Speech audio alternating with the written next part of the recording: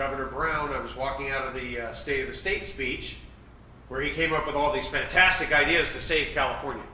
High-speed rail, we're going to borrow $100 billion we don't have and build a train we don't need. Can I get an amen?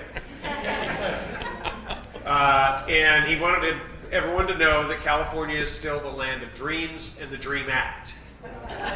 So if you were worried about whether or not those who are illegally present in our country are going to be able to go to college on your dime, they are. And if you're worried that those who haven't yet come here illegally are going to be able to go to college on your dime, they are. Now, I didn't hear anything in the governor's speech to address the returning veterans, of which we're going to have a lot. You know, some of you remember when the troops came home from various wars, and we owe a debt of gratitude to those who are willing to go fight and die for us. Amen.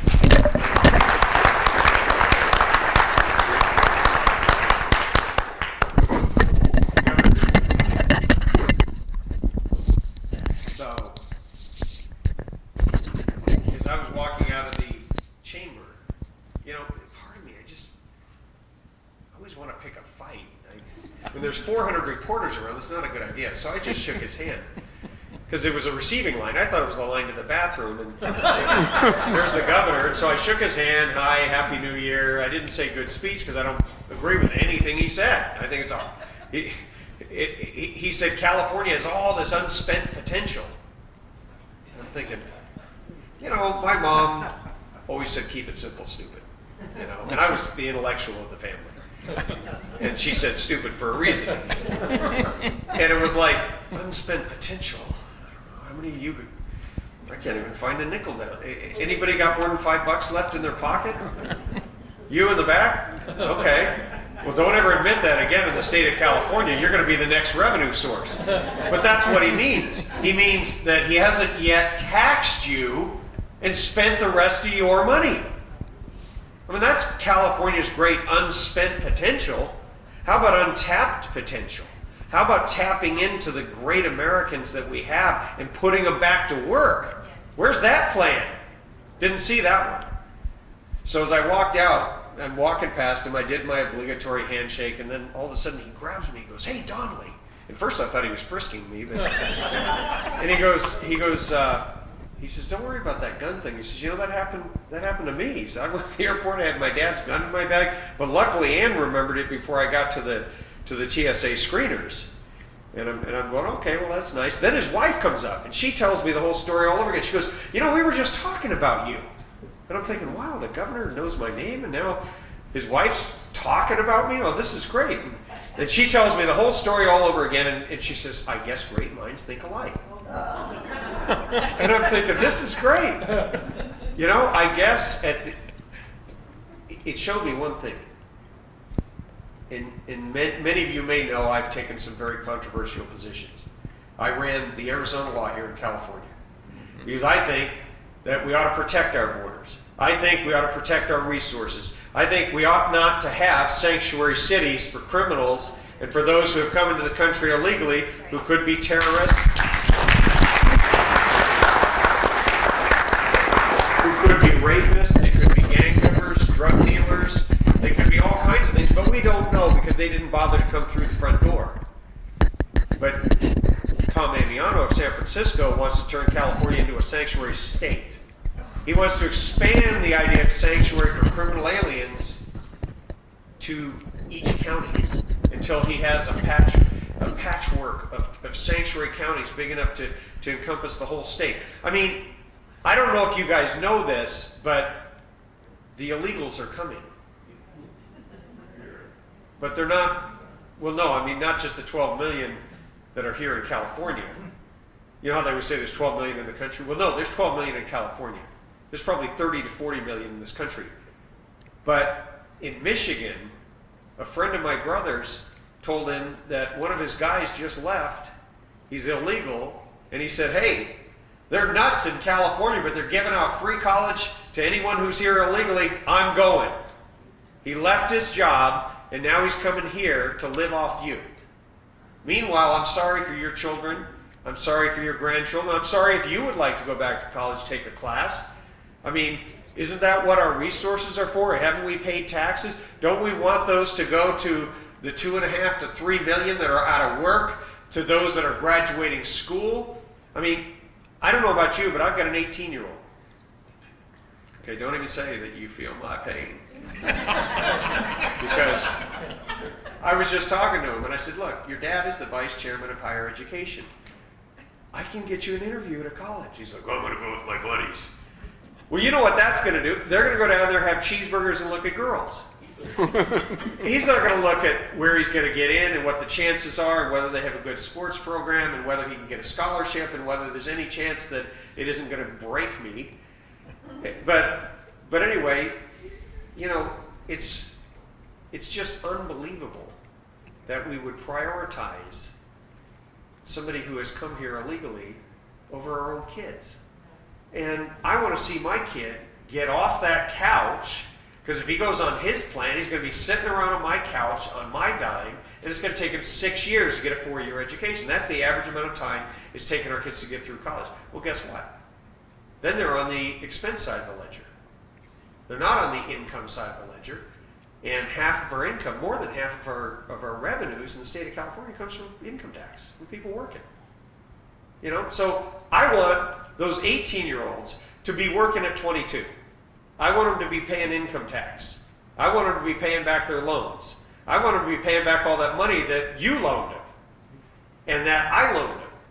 You know, I'm sure some of you guys have, you know, said, hey, I'll do this if you do that. I mean, that's what we do. We incentivize it. But it's not an investment if they can't ever work and pay it back. And if you're illegally in the state of California or you're illegally in the United States, you can't work here. So that's not a very good investment. So that's one of the things that the people who control your state are incredibly proud of, is the fact that they have created this brand new entitlement that is going to cost us $65 million in the first year, and then in the first 5 years it's going to consume $500 million in taxes. Now, mind you, we don't have the money. So I want everyone here who's willing to pay more taxes to subsidize illegals to please stand up.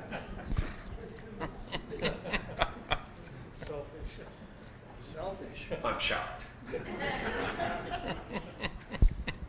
That's all they have. I mean, that's it. I was talking to the community college folks today, and they said to me, we need more money. And I said, you know, the last time you were in here, your chancellor came into my higher education committee. I'm the vice chairman. Big mistake. I said, he came into the committee, he said, we can't do more with less. I said, if he was running my company, I'd have fired him on the spot. You can't do more with less? That is pretty much anti-American to think you can't do more with less. I mean, let's think about those who were out there on Christmas night, 1776. They crossed a river barefoot. They had 9 rounds apiece. They were going against a heavily armed, well-fed, well-rested, professional mercenaries. And most of them were farmers and blacksmiths. You can't do more with less? Oh, by the way, did I tell you there was a blizzard? I mean, come on. But you know what they had coursing through their veins? They had the American spirit. And I can see it. I can see it in your faces tonight. You guys have that. And this is hogwash. If a business can cut and cut and cut and get more and more efficient, then why can't government? You know? So I mentioned it to him. I said, you know, last time we were in here, I talked to you guys about, I don't know, have you ever heard of the internet? Some guy named Al Gore, I heard, invented it. They didn't laugh. I mean, you could hold classes online. You could fire half the professors and just put up the classes online. I mean, when you say you could fire half the professors, they get this weird look on their face.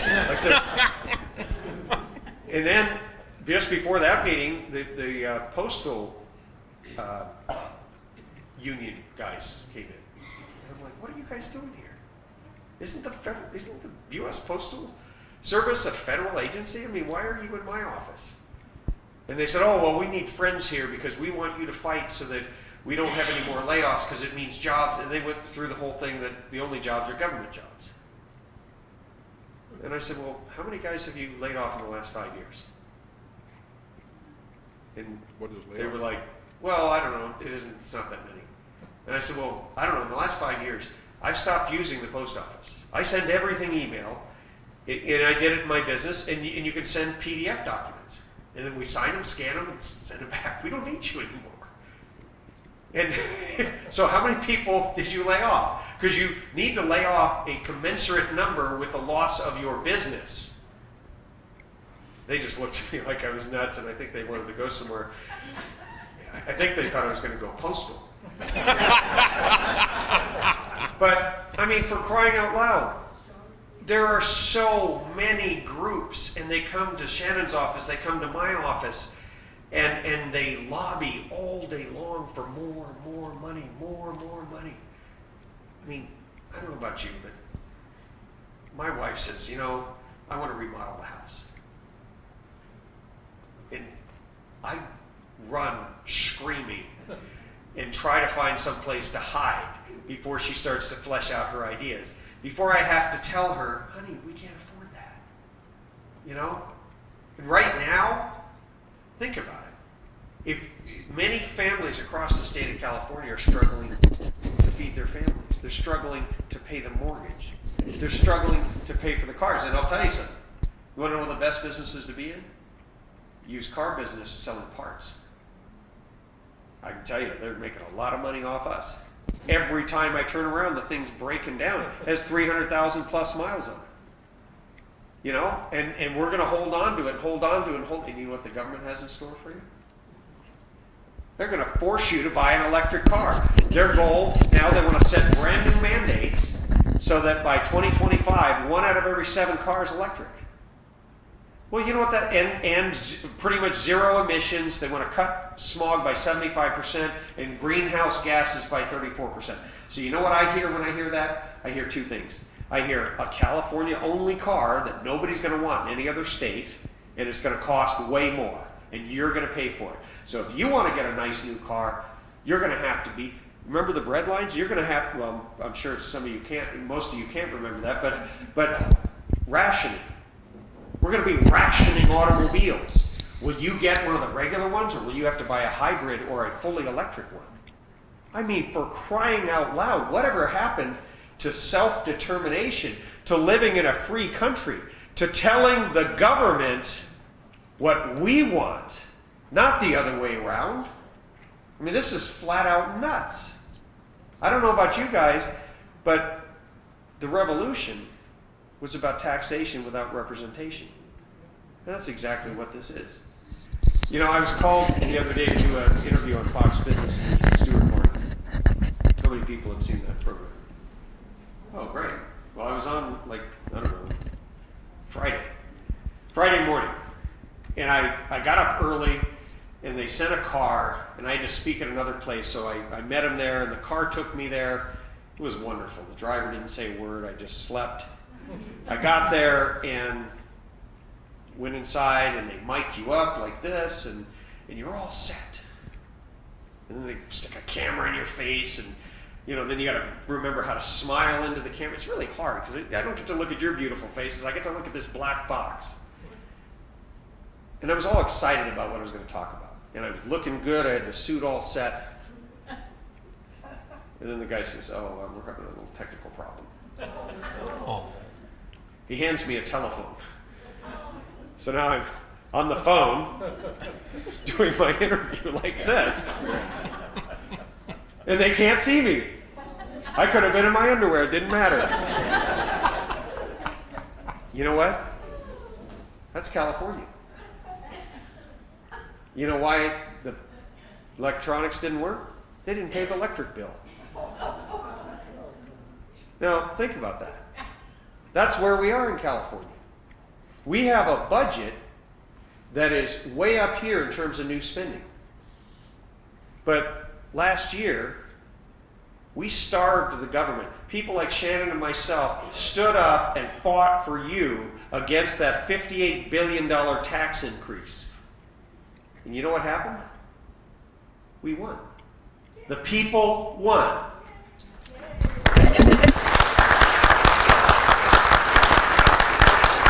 And guess what else happened? Revenues went up 7%. So we cut taxes and revenues went up. Did anyone hear that in the news? No way. No. You want to know why? Because there's this huge gap between the 7% increase and what they want to spend. They want to spend 15 to 20 billion more than we take in every year. And yet they can't pay the electric bill. What do I mean by that? We aren't paving our roads, but we're going to build a $100 billion train to nowhere. Our roads are falling apart. Our infrastructure, we need to deal with water. We need to deal so that the farmers can farm and make food. Fundamental, absolutely critical. And as far as that little smelt, I got an idea. Let's have a California company manufacture a grinding blade and stick that in the pumps, and let's grind that sucker up so it doesn't die in vain. Remember the first Thanksgiving? We put fish out to fertilize the crops. They'll grow faster. Whatever happened to just saying, hey, God made us the top. We're made in His image. Oh my God, did He just say that? In California? And you know what? We have dominion over the animals. And you know, you can either believe in global warming or you can believe in God. I believe in God. He said He's not going to flood the earth again. I believe that. I don't believe the same people who, when I was in 8th grade, said we're going to have the next ice age. I don't believe that they've now predicted that we're now going to have this heat wave. It's the same folks. And they're making money off it. Have you noticed they write all these white papers? They're all the same. They just change some of the words. From cooling to heating. I guarantee you, go back to Harvard and Princeton and all that, it's going to be the same document. So, you know, I had lunch last Friday with a guy that I did business with for 20 years. I was in the manufacturing business until California put a target on our industry and hunted us down and drove many of my customers, so many of my customers, out of the state of California that they put me out of business. So I decided, just on a whim, I was looking for bill ideas, and I hate bills. My legislative director, Richard, is standing right in the back. I told him I don't want more than 10 bills. I don't think we need I don't think we need one more law. But we need to repeal a lot of laws. So I called my manufacturing friend, and I said, look, I want to have lunch with you. I just want you to give me one idea. What's your best idea? And I want you to walk me through it. Take me through the process in your business of what the government is doing to you and what we can do to back it up so you can grow and prosper. Remember that about growing the economy instead of just confiscating more of people's wealth? You know, and so on the way there, he said, what do you like to eat? I said, I like cheeseburgers. I'm real simple. I eat cheeseburgers every day if I could. I know, then my soup wouldn't fit as good as it does. I made the mistake of standing on a scale yesterday in front of my wife. Let me tell you, that freshman 15 they're talking about is not. It's freshman 15, then 15 the next year. So, on the way there, he said to me, he said, you know, I have 3 pages of notes because I put the word out to my buddies who are CEOs of bigger companies than me in the same business, and he said, I got a universal response. They were shocked that anybody from the state of California, from the government, would care about our industry. That really hit me. Think about that. Think about what that says about our relationship with our government. Our government is supposed to be us, we the people. And yet he said, you know, I represent the 1%. I make over $500,000 a year. So I'm in the 1%. We pay 25% of the California state budget. And I might as well be disappeared. He said, nobody in California cares about me. Let me tell you about Texas. Let me tell you about Nevada. Let me tell you about Tennessee. They're calling me every day. And I said, okay, well, tell me, why don't you leave? He said, oh, I've got it all penciled out. I could make an extra $1 million a year by moving to Tennessee. This guy employs about 1,000 people. He pays his taxes on time. He pays them early. If he doesn't pay them electronically, he gets penalized. Think about that. He said, you know what? There's all carrots. There's all sticks, no carrots. California's all sticks, no carrots. If we don't keep that guy here, your kids and grandkids aren't going to have anybody to work for. And that is the single most important question facing California. And yet, Shannon has eloquently told you all of the things they're working on. I have laid out for you their priorities. If you are a lawyer or a homosexual or an illegal, they have a plan for you. If you are a veteran, if you are a business owner, or you are just a honest, hardworking citizen, to hell with you. Well, I've got a message. To hell with them. I say it's time that we start nullifying and fighting back and standing up and saying, you know what? Me personally, I am sick and tired of being told what I can and can't do with a firearm. The Second Amendment was very, very clear. It says that the right to keep and bear arms shall not be infringed. Why do we have such a massive myriad of laws from every local, state, and federal agency abridging that? I say it's time we stand up and say, no, I will have my right. I will stand on that right. The First Amendment, every time you turn around, they want to shut us up. But they want to empower people. If you're Muslim or you're illegal, hey, you know, we want to hear what you have to say. Let's hold a day at the school so we can brainwash your kids into learning all about your rights and your values. No, we're not going to have a country to pass on to our kids if we don't stand up now. And so I'm going to ask you for two simple things. The first is you need to find great candidates and support them. You can start with the two that Shannon talked about. Actually, you can start with me. You know what? I got these envelopes, and it is not easy for me to ask for money. It's real simple. If all you can give me is $5, great. If you can't give me a penny, then give me back the envelope with your name and your email so that I can include you on the fights that I'm involved in, and I won't waste your time. I'm a serious person. I spent my entire vacation working for you to repeal the DREAM Act. I crisscrossed this state. I never even saw my family. So you'd be investing in somebody who is fighting for you. And you know what else? I'm just going to tell you, if you can write a check for $3,900 and you don't do that, you might regret it someday. Because that's what it takes. The establishment, the people who are having that big bash in Sacramento right now, they're backing a candidate against me in my own district. And yet I've stood up and fought for the people of my district. And the people of my district, I believe in what I'm fighting for. And I have kept every promise. And I have not turned into a politician. As a matter of fact, I've instructed someone on my staff that if I ever do, you just put that 45 to my head and bury me in an unmarked grave, because I'll be useless at that point. The second thing you can do is join our email list, join me on Facebook, get connected so that when we put out the call, and it's not going to be a call to just send more emails. We might do that. But you guys are close enough to Sacramento, you can go raise some hell.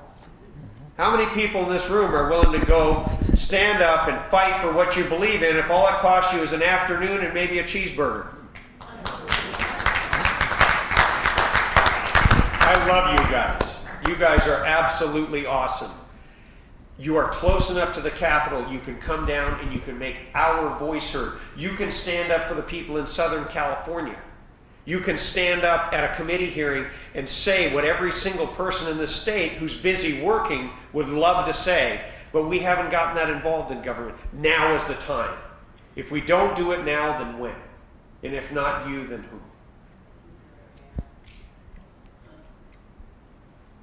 I am honored, deeply honored and privileged to represent you as a hardworking California citizen in the California State Legislature. I am honored to serve with Shannon Grove and a few other patriots like her.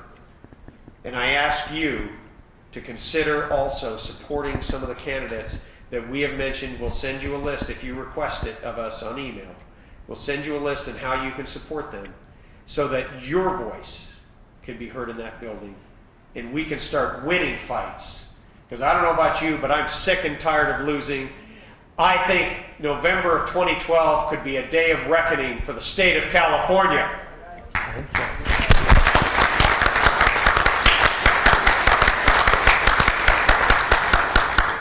God bless you. God bless this great country, and Godspeed. Of when the committees meet and when the things that the time of day and the days that we could go down, because we could do that. Yes, it is all online. I mean, because there's hundreds of committee hearings. But here's the thing.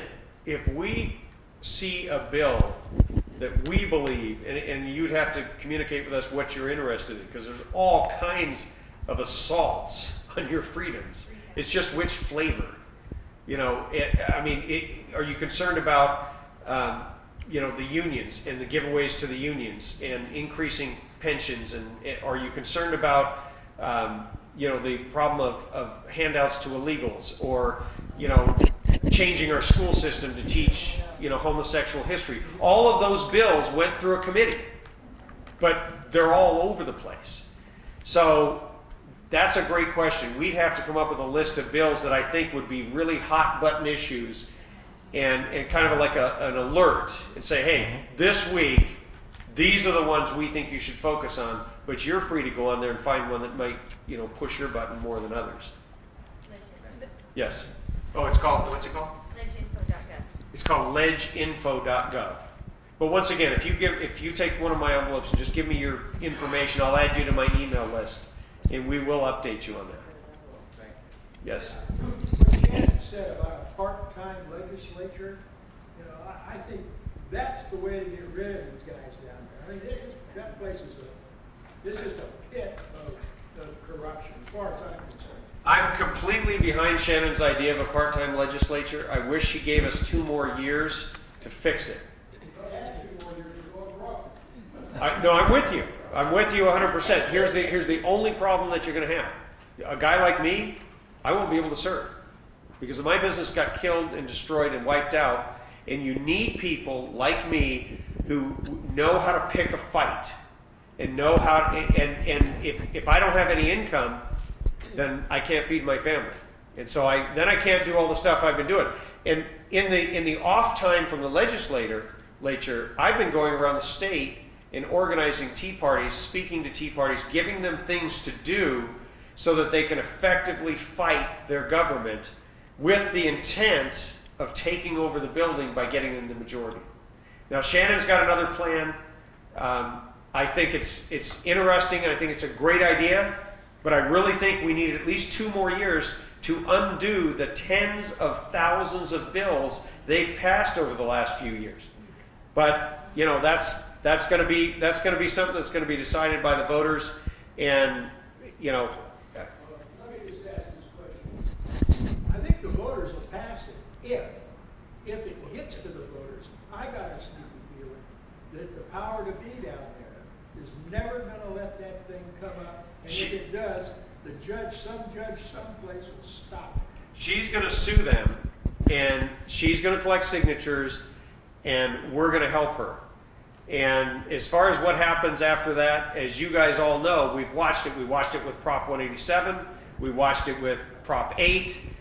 There are always judges. And I mean, look what they just did. The Senate spent, what, $3 million getting signatures and running the redistricting thing. You know what the Supreme Court said? We don't really care what the people want. We don't care what the people said. We don't care about the direct democracy voice of the people. We're going to do whatever the heck we want, and that's what they did. So you're absolutely correct. That's why I support the idea in theory. I just wish we had a little bit more time to undo some of the damage. But that's a minor disagreement. The overarching and overall thing that we need to do is we need to fight differently. We need to fight outside this building, and that's one of the ways that we're going to fight. Yes? Yeah, I understand that the state needs to have a balanced budget, unlike the A feds. what? A balanced Did you say balanced? Well, that was my understanding. The feds can print money, as I understand it, but the state cannot print money. If we're $27 billion in the hole and spending more every year than we're taking in, when is bankruptcy going to occur? Well, we were $27 billion in the hole last year. We worked on some of it. We actually got some cuts through. And we cut off the tax increase they wanted because we knew if they got $1 in taxes, they would raise spending $1.50. So, but to answer your question, the big problem was they sent us home for a long vacation with anywhere from a $4 to $7 billion budget hole, and by the time we came back, it was $9.5 billion. They haven't made the cuts. The governor, remember, he threatened the trigger cuts in education, public safety, because that's their little game to get everybody all whipped up into a frenzy, and then he put that tax increase on the ballot, and he's going to say, you voted it on yourself. I think that thing's dead on arrival. I don't know about you. I don't know anybody who's going to vote a tax increase while they're spending like drunken sailors. So what they do in lieu of a balanced budget is they just flat out lie about it. And the governor, your governor, who I believe owes a lot more to the people, stood up and lied and said, we're just going to get more in revenue. You know what he should have done? He should have called every one of us off of recess, off of vacation, and said, get your tails back to Sacramento. We're broke. There's a huge hole in the budget. We need to get regulations out of the way, get businesses back here. They're fleeing at a record pace, and we need to get serious about this. But we don't have, because we started the first month we were gone, the revenues that we were expecting to double fell off by $500 million the first month. So the dream of getting $4 to $7 billion in new revenue, all that we did is blow a bigger hole in it. And that dream came true, and the governor was irresponsible to not call us back. And I think he lost a lot of credibility across the state of California and in all the credit markets and everything else. Any other questions? Sure, in the back. Are the email petitions that go around on the internet and we sign them, are they effective at all? No, well, there's real petitions, and then there's like email stuff that's just, you're just lending your voice to something. Most of the real petitions, the way they do it, and they'll do it to Shannon's, they make the language so long that you have to print it out on really complicated legal paper, like the way mine was, and then it's really difficult for people to download the petitions. Now I'm hoping that hers are downloadable because it would make it a lot easier, but you need to be wary and make sure who you're dealing with on that. And to comment on your budget, the state of California cannot file bankruptcy because they can continue to increase revenues by raising your taxes. They can't print money, but there's not an option for bankruptcy. And the sad part about that is that raising revenues, quote unquote, raising taxes does not always guarantee more revenues. There's that point of diminishing returns. Right, there's a point of diminishing returns at which people just change their behavior, and we know we're right at that. We're on the cusp of that. Maybe we're past that. Yes? Maybe I missed it, but what was the one idea your business friend came up with? Oh, see, sometimes I get off on a tangent. That's a great question. Well, his one idea was loser pays for lawsuits. Absolutely. Yeah. And when he told me that he has spent $400,000 in the past year just defending himself against frivolous lawsuits, I asked him, do we want loser pays for frivolous lawsuits or for all lawsuits? And he said, all lawsuits. I'm sick and tired of this. Now, I'm working on a bill. It's going to be a very targeted bill to go after that stuff because I think that's just absolute insanity. And today, the lawyers on the floor of the California State Assembly introduced a bill to when companies get targeted and then juries award punitive damages, think McDonald's. Oh my gosh, the coffee was hot. Okay, and how much did they pay that lady? And the other one, the silicone breast implants that they're now reselling because they were safe in the first place. It was a myth. And so on that myth, what, Dow Chemical paid out, what, $30 billion in punitive damages? So they want to make punitive damages no longer tax deductible. Well, I'm sorry, why don't you deal with tort reform and these runaway lawsuits that are driving businesses out of the state a long time before you start dealing with anything like that? And luckily, a bunch of us stood up and spoke against it, and that one did not make it off the floor, I'm happy to report. Good. Yes. Since coming to the United States illegally in California is against the law, the legislature passed the DREAM Act. Is there no recourse for that to be legally overthrown or constitutionally overthrown? Why do we just go along with it if we're dealing with people who are illegal and breaking the law of California? I can't understand how it just happens because people in the legislature pass a bill. That doesn't make sense. That's a great question. When I was running for office, there was a bill called AB 540 that was being adjudicated in the California Supreme Court. AB 540 is the original DREAM Act in California. It's DREAM Act Part 1. It goes all the way back to 2001, but back when Rick Perry passed it in Texas. What that does is give anyone who's here illegally who goes to a California high school for 3 years in-state tuition. Now, if you are a member of the armed services and you get transferred to California through no fault of your own, too bad for you and your family, you don't get the in-state tuition, only if you came illegally. So that we've been doing for a decade. So there was a Secretary of State of Kansas who took a case from some students here, some students who came here from out of state. They're paying out of state tuition. They said this is unfair. The law, federal law reads that that no state shall offer a post-secondary college benefit to people in the country illegally that is not available to every citizen of the United States. That is federal law. It is very clear, and I'm kind of a simple person, so when I read that, I think they mean what they say and they say what they mean.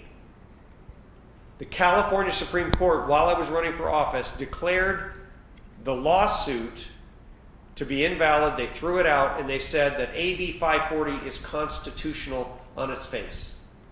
They upheld it. So when Governor Brown signed the DREAM Act Part 3 to give taxpayer dollars, Cal grants to illegals, I ran a referendum. I started 2 days after he signed it. We got about 450,000 signatures. We came up short. We needed 504,000 valid, but we really needed 750,000. The process only gives you 90 days. But as Shannon's describing, the Attorney General, it's all politicized. The Attorney General took 10 days to return three sentences to me. I mean, she seems like a pretty smart lady. She has lots of staff. They're all paid in the hundreds of thousands of dollars. You'd think they could have written 3 sentences in the first 15 minutes. I knew what she wanted to do. She wanted to confuse the voters. It isn't hard to confuse the voters. But they waited 10 days. Then they didn't even call me. I had given them my number and my email. They didn't even call me. I had to continuously follow up with them. But that's what they do. And there is one more thing that could be done.